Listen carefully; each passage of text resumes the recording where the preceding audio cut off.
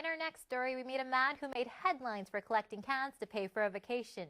Now, 8 years later, he's recycling cans to help others. Katie Johnson has the story. Hank Brennan started collecting cans to fund a trip to Alaska.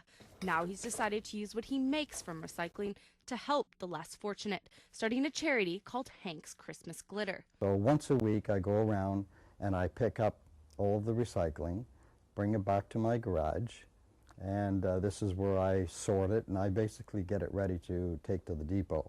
And I do this in my spare time.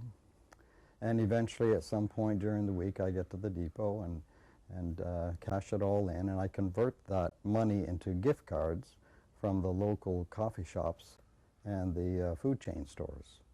Hank says he was 17 the first time he felt compelled to help the homeless. And I took him inside there, and it was a burger place, and got him something to eat. And I remember doing that, and it left quite an impact, because even today I can still see that man sitting in that little park, even today. Nowadays, he dedicates several hours each day. It can be a messy job sometimes.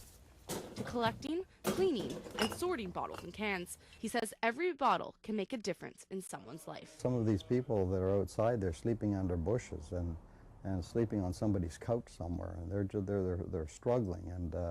But at the end of the day, you know, I've handed out some cars to some people, and I know what that did for them. It's not a big amount, but to them, it was like handing them a pot of gold.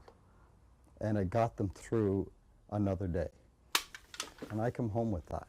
The homeless community relies on Hank and his charity. I think a lot of these guys would probably, I don't know if they'd be dead, but they'd be a lot worse off. Because a lot of these guys, their families have given up on them. And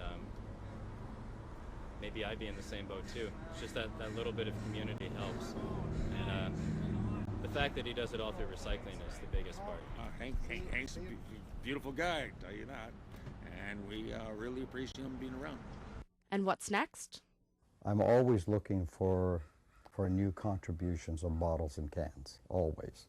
The more I can get, the more people can be helped. And that's all it comes down to. This past year, Hank distributed over $20,000 to the homeless, and he shows no signs of slowing down, recycling bottles, cans, and Christmas spirit to those who need it most.